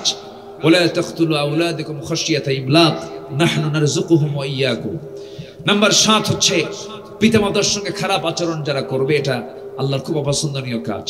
কাউকে বিদ্রুপ করে মন্দ নামে ডাকা, নাম একটা কিন্তু বিদ্রুপ করে হেয় প্রতিপন্ন করে তাকে ইনসাল্ট করে ডাকা, এমন কিছু বদমাইশ আছে না বলেন তো? আছে না নাই? কোন আদম সন্তানকে অসম্মান করা যাবে না। নাম্বার 9 হলো গীবত যারা করে। নাম্বার 10 হলো সুদের কারবার যারা করবে। সুদের সর্বনিম্ন গুনাহ হলো নিজের মাকে বিয়ে করা। জোরে কোন নাউজুবিল্লাহ, আরো জোরে কোন নাউজুবিল্লাহ। বাগাতি পারে সুদ নাই, এখন কি উঠবেন না, উঠলি ভাববো ওটাই সুদ খায়, বসেন। আচ্ছা, নাম্বার 11 হলো আল্লাহকে ভুলে থাকা। আল্লাহকে ভুলে থাকা মানে কি? নামাজ না পড়া মানে কি? কাকে ভুলে থাকা বলেন? বলেন বলেন বলেন বলেন। কোন হারাম কাজে জড়িয়ে থাকা মানে কি? কাকে ভুলে যাওয়া? আল্লাহ বলছেন তুই আমাকে ভুলে যাবি, আমিও তোকে ভুলে যাব। আল্লাহ ভুলে গেলে নিরাপদ না বিপদ? শুধু বিপদ না মহাবিপদ? মহাবিপদ। আল্লাহকে ভুলে থাকা। নাম্বার 12 হলো এতিমের সম্পদ আত্মসাৎ করা। নাম্বার 13 হলো আল্লাহ ছাড়া অন্য কাউকে ভয় করা। নাম্বার 14 হলো অপচয় করা। কি করা বলেন তো?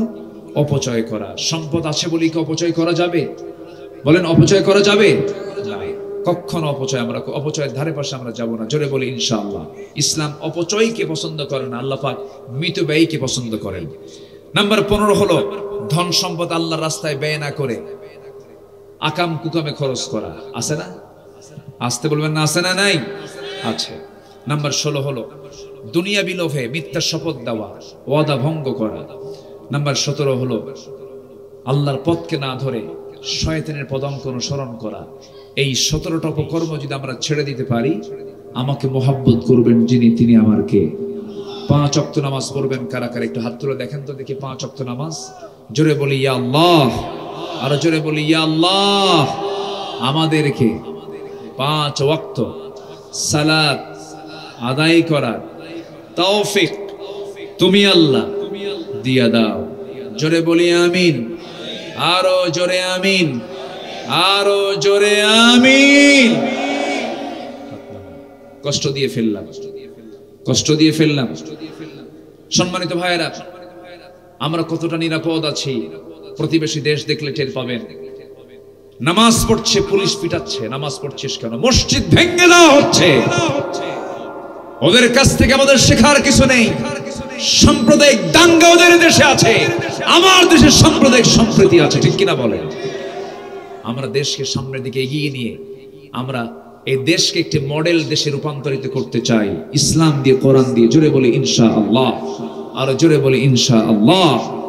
এই জন্য আমি ওই সমস্ত ভাইদের একটু দৃষ্টি আকর্ষণ করতে চাই। ইদানিং আমি ফেসবুকে লক্ষ্য করে দেখছি, দুনিয়াবি কিছু অর্থ কামানোর জন্য ফেসবুক অনলাইনে কিছু অর্থ, কিছু লিকুইড মানি কামায়ের জন্য নিজের বউকে ভিডিওর সামনে তুলে নিয়ে এসে আপত্তিকর ডিসপ্লে করে জাতির সামনে বউকে বেহায়ার মতো বের করে দেয়। এরকম আছে না নাই বলেন তো? কাপল ভিডিও, কাপল ভিডিও আছে না নাই? এই কাপল ভিডিও যারা করে এর চাইতে নোংরা, এর চাইতে বড় জেনা আমার দৃষ্টিতে আর নাই। অন্দরমহলের অভিনয়গুলো, বাচন ভঙ্গি, নাচন ভঙ্গি, নোংরামি, অঙ্গের প্রদর্শনী করে এই যে আপনি কামাইগুলো করছেন, কিয়ামতের দিন আল্লাহ পাক আপনাকে জিনার মামলা দিয়ে জাহান্নামে উপর করে ঢুকায় দেবে। একটু কণ্ঠ সুন্দর করে দিয়েছেন আল্লাহ পাক, আপনার নারী, আপনার কণ্ঠ সুন্দর, আপনি অশ্লীল গান গেয়ে আপনি ভাইরাল হচ্ছেন, আপনি এক রাতেই সেলিব্রিটি বনে যাচ্ছেন, ভালো কথা। কিন্তু সামনের বিশাল একটি স্থায়ী জীবন সামনে আসে না নেই বলেন? ইহকাল না পরকাল? পরকাল। আপনার মেয়ে, আপনার বোন, আপনার স্ত্রী আপনার কাছে একটা আমানত, এটা মাথায় রাখবেন। তাদের কোনো ভিডিও, তাদের কোনো অশ্লীলতা, তাদের কোনো বেহায়াপনা, তাদের কোনো পর্দাহীনতার কোনো চিত্র আপনি দেখেও কিছু বলছেন না, শুনেও কিছু শুনছেন না, কিয়ামতের দিন ওই বোন আপনাকে জাহান্নামে নিয়ে যাবে, ওই বউ আপনাকে জাহান্নামে নিয়ে যাবে। আপনার কোন ইবাদত আল্লাহর দরবারে মঞ্জুর হবে না। এই জন্য কাপল ভিডিও, এই যে কাপল ভিডিও, স্বামী স্ত্রী, হাজবেন্ড ওয়াইফের যে ভিডিও, এটা হালাল না হারাম? হারাম। এটা করাবেন না।